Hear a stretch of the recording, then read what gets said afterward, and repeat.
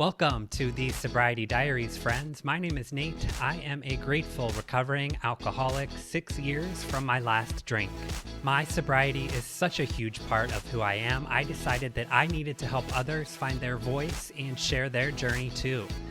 The Sobriety Diaries is a video podcast where we share powerful stories of recovery told by those who live them. Head on over to thesobrietydiaries.com where you can join our insiders list for exclusive content, early release episodes, and more. Also, please share this podcast with just one person in your life who may still be struggling. You just never know what they may need to hear today. Recovery is possible. Sober Joe, thank you so much for spending time with me this morning. Well, morning for me, afternoon for you. Welcome to the Sobriety Diaries. I'm so happy to chat today. Thank you so much. I'm so happy to be here with you too. Divine timing. I'm all about that. When was your last drink or drug, and why was it that day in particular?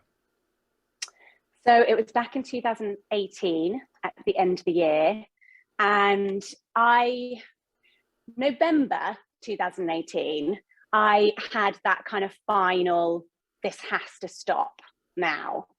I was at a client's works drinks, and it was a wine tasting event, and I'd taken my team to pre-drinks first, because I thought that was appropriate. Right. And because you need that, obviously, before you go to a wine tasting. Of course. Right. Yeah. And so I went to the event. There were parts of the evening which would have been very fun, I'm sure, and then it got to the point where I didn't remember leaving. I went somewhere else for drinks afterwards, ironically, a place called the Blind Pig. And then I got a bus home, which I didn't remember doing. And I knocked on my neighbour's door as well, which I found out the next day, to tell him that I was going to take my dogs for a walk. I got home, had a big argument with my husband. Again, didn't remember any of this. Yeah. So I woke up the next day, butt naked, starfished in my bed. And I was like, where's my husband? How did I get home? Yeah. What happened last night?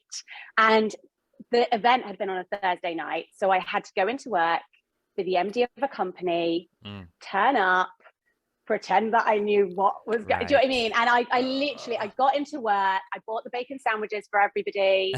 I tried to piece my night together using the receipts in my handbag. And this was not my first blackout.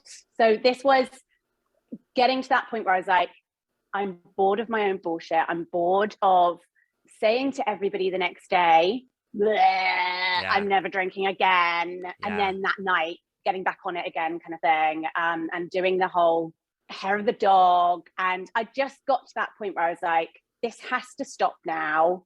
I was letting people down, family and friends down on a Sunday, recovering all day, rotting on the sofa.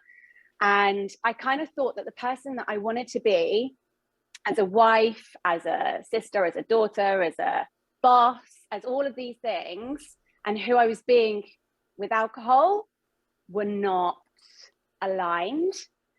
And I knew that something had to change. So I got to that point at the end of the year where I was like, what can I do? How can I do this? And I knew that I always let myself down. Like, I'm very good at doing things for other people. Like, I identify that in myself, that I'm always there for others. But I would self-sabotage myself all of the time. And I tried over and over again to do the whole dry January, sober October. Like, I mean, Facebook memories cracks me up, because I literally get these memories constantly coming up on my feed that are like, Joe's doing this, and then literally everybody on the feed going, whatever, that last couple of days, and me even kind of making a joke about it kind of thing. And I was like, how can I do this without giving up? Like, what can I do to stop this cycle that I'm in, kind of thing? Because that cycle is exhausting. So And exhausting. oh Oh, my God. And I was like, I know that I need to make this change, but how can I do it? So knowing that I was good at doing stuff for other people, I decided to do a charity challenge. So that is how I went about it. I went into work the next day. I told everybody that I was going to stop drinking and I was going to do it for a year and I was going to raise money for charity because I don't do oh, things by halves. right. All in, all in. And that's why I have to be really careful about what I do because I do things all in. So Yeah, like I have to yeah. be very careful about what I choose to do and channel my energy into. So I told everybody at work that I was going to do this. They all kind of went, all right, we'll believe it when we see it, Yeah, kind of thing. yeah. And so I was like, right, what do I need to do? I'm going to set up a Just Giving page. I'm going to set up a blog. I'm going to tell everybody. So this was like December 2018. So obviously the thing in November was that final, I need to stop doing this because this is dangerous and I need to make that change. December then was, I'm going to slowly but surely start telling people that I'm going to start in January and like get some of the alcohol-free drinks and stuff because that's been part of my personal recovery. I've Yeah. been able to have those and I know some people can't and that's fine. But for me, I was able to Yeah. do that. And so I started trying to get prepared and I started kind of like doing lots of research around people who were sober and celebrities who Yeah. were sober. And like I looked up, like, I mean, Bradley Cooper is my like ultimate crush. Oh, that's Oh my God, yeah. he's gorgeous. And like I literally was like, there's loads of really sexy people and they're like in They're my doing it. mind They're doing it. they're doing it and like in Yeah. my mind those people like Natalie Portman, girl Mm, crush, you know, like all these yeah. people and I was looking at them and I was going in my mind those people were swinging from the chandelier off their face at Yes. parties, like the glamour that comes with the stories that we're told around Right. alcohol and drugs and everything else. And so I was looking at those people and I was really inspired by them. The 1 year no beer ads were like stalking me around the internet because I'd obviously searched sober. Right. Right. So they know. And again, being that person, like we said at the beginning, who like believes in signs, Yes. I was Oh yeah. like, this Yep. is a sign. Like it, well, and by the way, I'm in marketing, so it's quite hilarious that I was like, it's a sign because like that's being Yeah. remarketed, hun. No, Like, it's just the algorithm, Joe. but I was like, it's a sign. I need Mm-hmm. to sign up to this. And so set up all the stuff. And then I was going around at the Christmas parties with a drink in my hand, telling everybody I was going to do this challenge. And people were literally laughing in my face. Like they were like, whatever. And I kid you not, people put down sponsorship of £500, like an individual, like £500. And it wasn't just one person who did that Wow. because they thought it was so funny that That I it- thought I could do this. Yeah. Yeah. And so I all of a sudden had sponsorship money collected before I'd even started the challenge. And as well, a very important step in this process for me was choosing a charity Mm-hmm. that I really wanted to help, that I could not let down. Right. So I chose a charity called Friends of Jersey Oncology because I live in Jersey in the Channel Islands, for those who don't know. And so they're a very, very small charity. And I knew that the money would really help them. Mm. They've helped a number of my friends through treatment as well. So again, there was that emotive connection for me. So this money was real. Yes. It was there. Yes. The people who were donating it maybe weren't thinking it was so real because That's they okay. didn't think I'd be able to That's do okay. it. Yeah. That's fine. Right. I'm also someone, and this is part of my personality. I love proving people wrong. Yeah. You tell me I can't do something, and I want to show that I can do it, kind of thing. Absolutely. So, so that part of me kind of like lit on fire. I was like, right, oh my God, okay, so I've got the money. I'm going to really do this. And so the end of the year came and I was like, oh my God, like this is actually happening now. Now I have This to is do real it. now. Yeah. I actually have to do this now. So I used the blog to document my journey. The first month, I was really poorly. And I think that maybe happens to quite a few people who stop drinking because it's all the stuff coming out of your system. Right. It's your body kind of recalibrating, like, and trying to reshift and kind of get into a new rhythm and stuff. And I couldn't go into work. I was like, oh my God. And so I wasn't writing particularly riveting blog posts. Right. So I was like, still sick. Yeah. Still feeling really rubbish. And then month one kind of was done. I started feeling a little bit better. And I was like, okay, well, I'm really going to have to start doing stuff because if I want to get sponsorships, then I need to show people that I'm out there and I'm doing this. Right. So I guess the whole kind of recovering loudly thing for me was around, at first, raising money for charity and proving people wrong. Because once I put something out there, I'm more likely personally to do it that I couldn't let down. To really tie you to it and hold you accountable. Exactly. Right? Exactly. That accountability was really important. So month two, I was like, right, I'm going to go to one of these club nights that like my husband DJs at, that we get like DJs over to Jersey, something that in the past would have been like my dream night. Like I would have loved that kind of night. You know, we'd get a room at the hotel. It would be a whole thing. You spend time preparing your outfit, meeting up with all of the people you've not seen for a long time. And I got there and I was so anxious.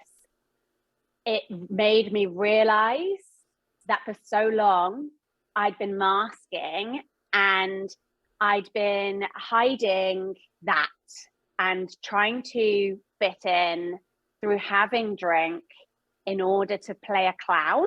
Yes. So I was going out and I was entertaining people. I was the one making a twat out of herself. I was the one who would be doing a headstand at the party. Like, I mean, I would do that now, by the way, but I'd own it now.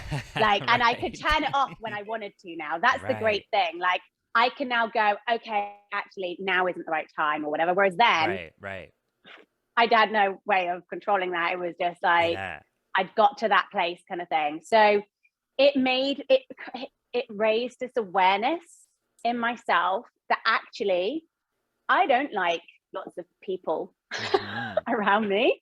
That overwhelms me massively. Like, I'm an empath.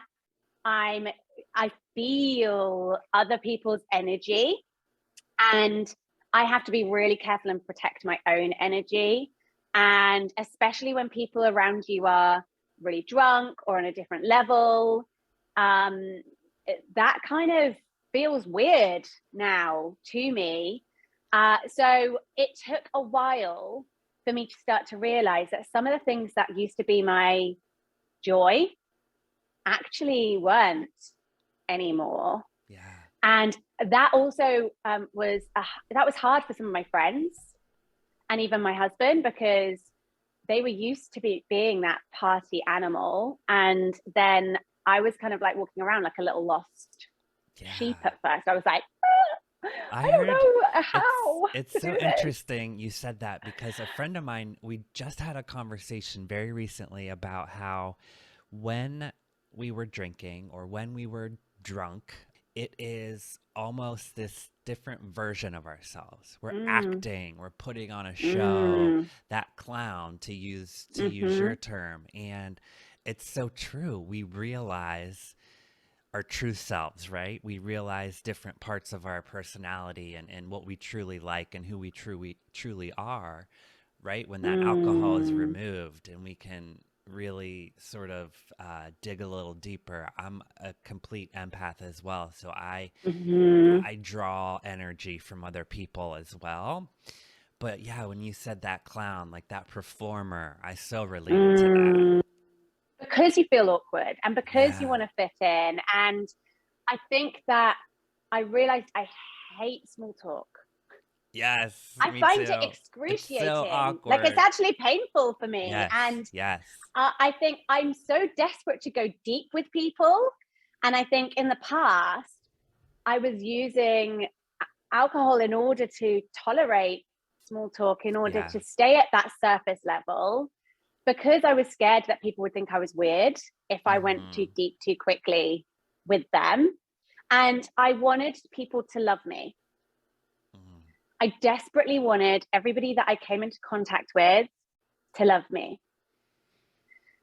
And the thought of anyone not loving me was soul destroying. Wow. And I think that I was using drink to be that clown, to be that entertainer, so that people would love me. And Yes. I didn't realize that actually, and this has come obviously further along the journey, but the right people, or the people that I really truly connect with, they weren't connecting with the clown, Hmm. which was really fascinating. Wow. So, Yeah. Yeah.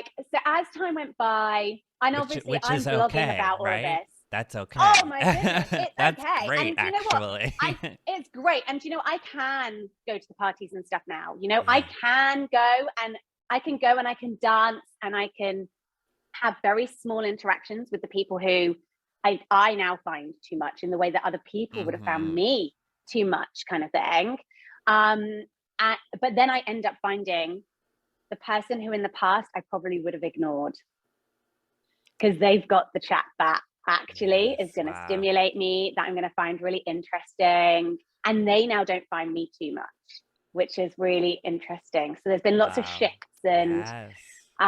yeah, it's been really enlightening. So I guess the next part of my journey within that year was I went on a hen do to Croatia, Wow. 3 months in, Okay. with a group of my ladette girlfriends from university. Okay.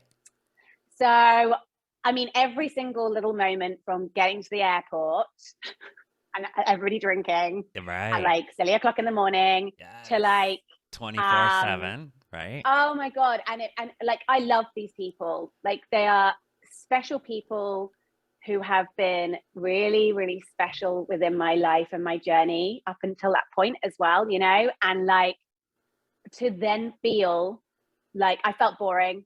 I felt like all of those things came up Yeah. in me at that point. And this Yeah. is the bit that I think it's really important for people to know, is that you may feel those things, but that can change. And it has for me. So it takes time. It takes time. It takes learning. It takes feeling. You know, Yeah. like Yeah. somebody said to me, like, the best thing about being sober is feeling everything. Mm. The Wow. worst thing about being sober Is is feeling feeling everything. everything. Yes. And that really resonated with me. I was like, that's so true, you know? And it is those kind of like those highs and lows, those ebbs and flows, and getting comfortable with being uncomfortable.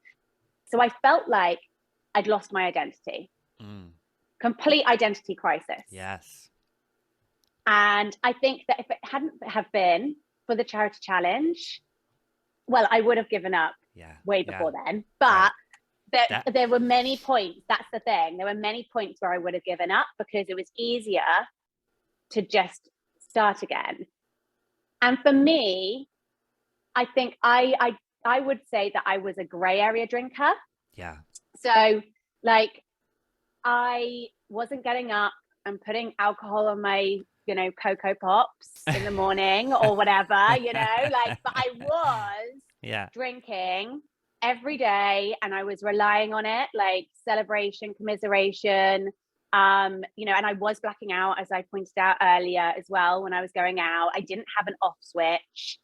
And yeah, I was using it as a crutch. So it wasn't a healthy relationship with it. But I Yeah. guess the hard thing when you fit into that category is that society actively encourages you to drink. So, and your friends actively encourage you to drink because they're like, well, you don't have a problem. Apart from when they see you go too far, Right. they're like, you don't have a problem. You're fun, Yes. you know, and they also don't see the anxiety, the fear, the next day recovery, sometimes going into the week.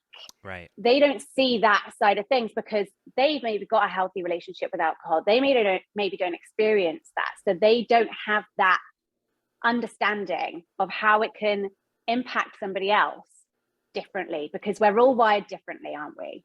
We sure are. Yes. And it's understanding that and how we can all be affected differently. You know, my husband has a very healthy relationship with alcohol. He can have one and he can leave wine in the glass. And for me, that was like, never understood that. That doesn't What? make sense. You know, but like the fact that he can do that, I'm like, that's amazing. And that's the thing, like we're different. And, you know, I can't do that. And he would love it. He would love it if I could, you know, Yes. but I can't. And I know that. And so moderation is not an option for me. Moderation and abstinence, very different things. Very. Like, and that was something that like on my journey, people kept saying to me, well, you've proved that you can moderate. I was like, no, Right. I've proved that I can abstain. Right. I haven't proved that I can moderate. Like that's a completely different thing. So, and I don't actually even want to see if I can, Right. you know, month 3 for me, that holiday in Croatia, everybody was saying, your eyes are so sparkly. Oh my God, your skin is so like, you look really, really good and fresh. Yes, And like, yes. oh, if you lost a little bit of weight, not that I needed to lose any weight, but they were like, you look really healthy and well, kind of thing. So on the outside, I felt all of the good stuff. But for me at that point, like I've explained, I still felt awkward. I still didn't feel like myself. So on the inside, I hadn't quite got there yet. And that probably took until month 6 for me to really step into my power, to really own it, to feel on the inside how I was feeling on the outside. And the same person's wedding I went to in the Cotswolds in the UK. And it was a festival wedding. And my husband and I had a festival wedding. So they're my favorite. Oh, yes. Colorful, fun, everybody like connecting because they're kind of all dressed up and being silly. And I think I'd got to that point where I didn't need everybody to like me anymore, which was a revelation. I didn't care what anyone thought of me.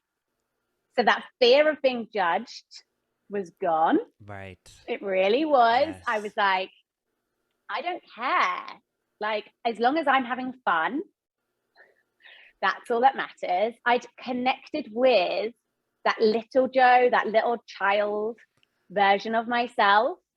And I was literally just like, when I was younger, so I went to that party and I was dancing away and I was having loads and loads of fun. And I mean, I really felt great. I was wearing a beautiful dress, really colorful, really fun.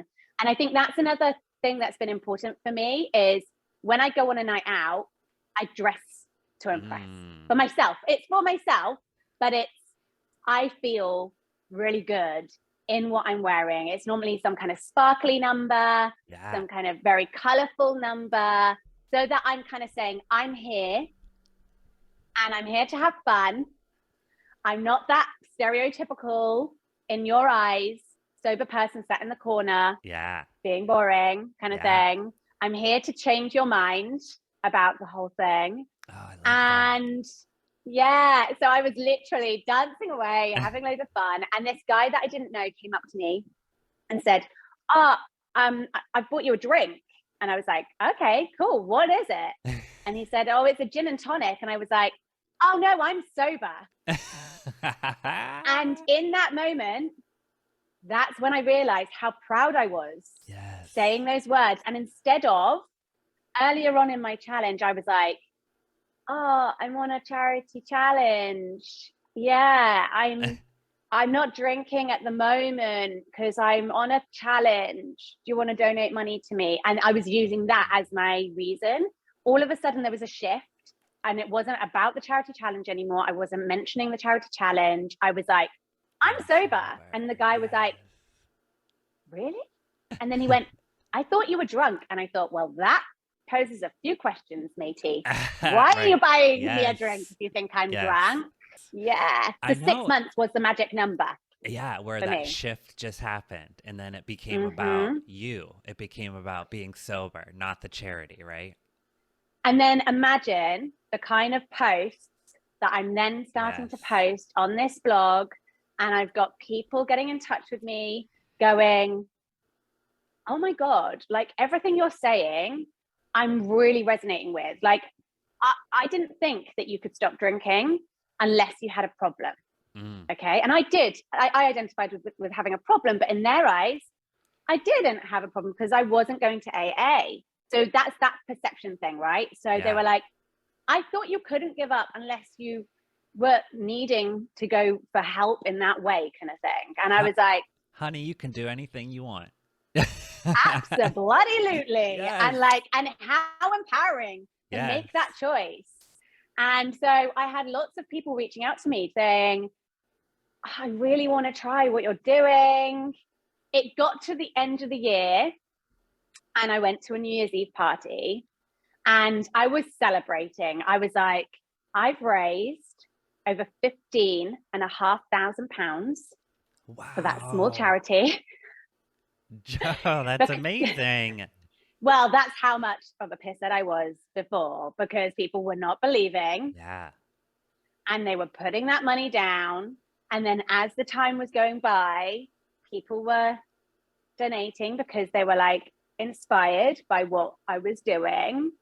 And so to be able to hand over one of those massive checks, I got one of those like huge, you know, the big ones that like have it all written on so you can do the handover. Yes. I know, it's so good. And like at the beginning of the challenge, I'd actually visualized doing that. So I was so excited about that. I was at a New Year's Eve party with my friends and some of my friends, and I was dressed like a disco ball. Of course. And obs. And I bought my as we do. And I bought my alcohol-free, I had like a sparkling alcohol-free, like a Prosecco-y kind of thing with me. And everybody was saying to me, so at midnight, are you going to have a glass of champagne to celebrate? And I was like, really? You missed the whole point of this? Yeah. But that just goes to show there was still work to be done around raising awareness with this. So I was like, no, because that's not celebrating to me anymore. If I'm with the right people, if I'm in the right environment, you know, if I'm in the right mindset, then I don't need anything. Like I'm enough. Right. Like, absolutely. And I can be feeling amazing. So I don't need those things anymore. I am never drinking again. And they were like, whoa, okay. And I think at that point, as much as my friends could see how far I'd come, as much as my friends were very proud of me. Yeah. There was no doubt about that. They still, in their back of their mind, I think, thought that I would go back and maybe be able to moderate because I'd had this long time of abstaining. So therefore, I'd magically been able to change the relationship that I had with alcohol. So there was still that in the back of their mind. Even my husband, I think, kind of thought maybe she might go back to doing it. So the great thing about doing the challenge as well was that people don't keep trying to get you to have a drink when you're raising money for charity. Yeah. Because that makes them a bad person. Right. Whereas actually, when you're not doing something for charity, people booze bully you. People try and get you to have one because they want you to have a drink because it makes them feel better about their own relationship with alcohol, you know? So it bought that time for me and for them to get to know me too. And for me to go through that awkward stage where they didn't probably enjoy hanging around with me. I didn't enjoy hanging around with me kind of thing, you know? So it gave me that time to go through that and then to actually come out the other side, this bigger, brighter, bolder version of me, the authentic version of me. And then for them to be like, whoa, this is all the best bits of Drunk Yeah. Joe. Yeah, right? We pull the Without the best bad parts, the bits. best parts of ourselves come to the surface Yeah. after that, right? Because it was always there. Yeah. It's always in you. Like anyone who doesn't think that they don't have that in them, it is there. Like for them to be that, it's there, you Mm-hmm. know, and the bad bits, all of the bits are in there, you know, Yeah. like, and the alcohol just brings it out at the end of the Right. day, you know? So like you can tune in and bring that out, like through just having awareness and through working on that. And so yeah, second year was me just continuing doing what I was doing, starting to build connections within the sober community as well, because obviously also there wasn't a lot of this kind of stuff going on Yeah. in that first year really. Right. So I was starting to kind of connect with people. I continued the blog. I had lots of people reaching out to me, and I was like, I love helping people. This is something that I'm so passionate about. Like I want other people to get to where the magic happens. Mm. And so I started looking into how I could do that. And I started looking into coaching courses and things where I could actually, because, you know, if you're not somebody who has been taught those skills, then it can be very easy to just take on board everything that you're being told by somebody and to not know how to then, you know, work with that. I was like, I know that I've got experience, you know, lived experience, which is very valuable, but I need some tools and techniques and ways to be able to help people properly. So I embarked on a year-long coaching certification, which again has just been the most rewarding thing because it's taken me to that next level of my own development and awareness. It's interesting if I can just kind of pop in and say, like, you know, for those of us who focus on the coaching or helping other people, it's still part of our own recovery, right? We're still working on ourselves daily, and helping you helps me so much in my own recovery. 100%. And that's the thing. So you've been in sober sessions, you know, the Sober Journey Club on Clubhouse. And again, that is a space. It's totally free. It's every Thursday evening, or it would be daytime for obviously different times for different people around the world who are listening to this. So it's a space for people to come into, for them to share their highs, their lows, their in-betweens, stuff that's going on in the sober community as well.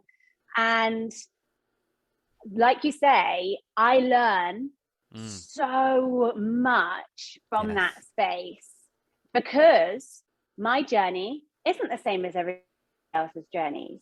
And I can learn from other people's and how they did things too, and how it isn't one size fits all with this.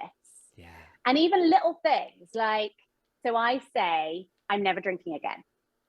So that's something that I've had to do for me, because if I leave the door slightly open, even cracked, I might, little crack, I might walk through that, you know? Whereas listening to other people talk, some people are like, I choose today. Like I've been sober for 6 years and I choose today to be sober. I never say it's forever. I say today I choose that. And I was like, oh, wow. Okay. That's interesting, because that wouldn't work for me. But like, that's good to know, because actually some of the people that I'm even helping, that may be how they need to look at it, kind of thing, you know, and it's important that I understand, you know. You said that it's a safe space, and I can attest to it, just feeling like this cozy, safe space where people feel compelled to share and compelled to open up. And I think you're the perfect like moderator and host for it. You're very welcoming, and I think it is truly that. It's a safe space, I think, where people feel where they may not feel in other spaces or forums to really go deep and share things in hopes of, being helped in some way. Thank you. And you know what? It's like-minded people. And we were talking about kind of being an empath and being someone who wants to go deep and meaningful. And I think that spirituality can be very connected to all of that as well, and being a little bit woo, and having kind of thoughts and feelings and things that maybe if you were to share it with somebody else, they might be a bit like, what are you talking about? But if you come into that space, it's welcomed, it's encouraged. And like, that's the lovely thing about it. And like, it's been going for about 11 months now. And when I went on my last holiday, for the first time, the community kept it going in my absence. Yeah. Because the time difference was so like, and I was like, guys, we want to keep it at that time. Will you carry it on, kind of thing? And I trusted the people who were in there, who turn up every week. And that for me felt amazing. I was like, actually, there's something really special that's been created here now, because this isn't about me. This is about community. This is about us all working together to make this. It has been, hands down, the best gift I have ever given myself. I now create memories that I don't forget. And I mean, there is a thing that I absolutely love this. So I hope you don't mind me sharing this. So please. Somebody said, warning, side effects, takes about a month to kick in. Great skin, dizzy with extra energy, warning, you'll sleep like a baby. Abnormal behavior may bring out real, authentic self. Self-love may cause nausea, but no vomiting. What is this wonder drug? I hear you cry. How do I get hold of it? Did I mention that it's completely free and it will actually save you money? Are you sold? If somebody was telling you that a drug could do all this stuff for you, we would be like, I'll put my money down. Like, obviously we wouldn't be, because we know. Right. But other people who aren't in that, they would be like, how much does it cost? Right. Where do I sign? Where do I get it? Yeah. Where do I get it? Like, I'll sign up to a month supply, like at any cost. Yeah. And it's like, guys, literally all you have to do is stop. Journaling has also been a really, really important part of my recovery. I don't know if you do much journaling yourself. I do. I journal, and I keep a separate gratitude journal, and then like my actual journal where it's more, thoughts and feelings throughout my day. But yeah, huge asset for me as well. I think I discovered that through doing the blog. Yeah. Because I was writing, and I was writing for the first time, probably since I'd been a spotty teenager who had like a journal that was about like boys and like other interests. And I was like, oh my God, for the first time I'm like writing, and it's not for work. It's not for doing a client project or whatever. It's for myself. And through doing that, I then discovered that I love writing. I now even have a monthly column in our local newspaper as well. That's amazing. Yeah, which is really cool. So each month I like talk about something that I've done, and it actually raises awareness in people who aren't thinking like that. Right. The whole booze bully thing, again, that was something that I've written about. And I had so many people get in touch with me saying, thank you. I didn't realize that that's how that's perceived by people who aren't drinking. Like, my message has always been, I'm not telling everybody to stop drinking. I'm telling people to be aware of their relationship with alcohol and to understand if it's serving them or not. And if it's not serving them, stop. Wow. Because they can.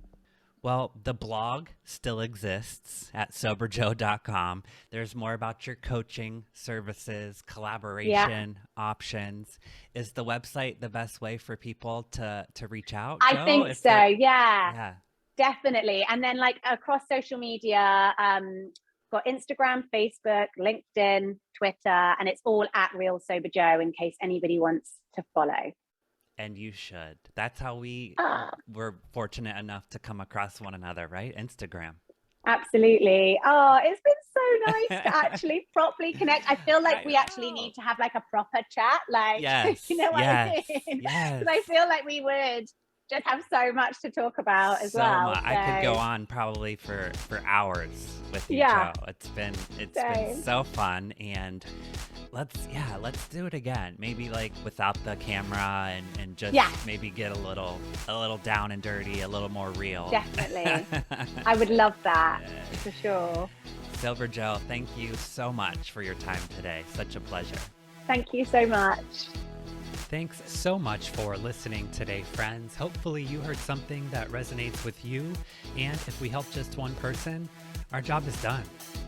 Make sure you check out today's show notes for all of the information on today's episode and how to connect with our guest. You can find all things podcast related and subscribe to our show at thesobrietydiaries.com, youtube.com/Nate Kelly, where we upload today's video podcast, and on Instagram at the Sobriety Diaries Pod. Check back every Wednesday for new episodes with new stories to tell. But until then, try your best not to drink and be good to yourself. Bye, friends.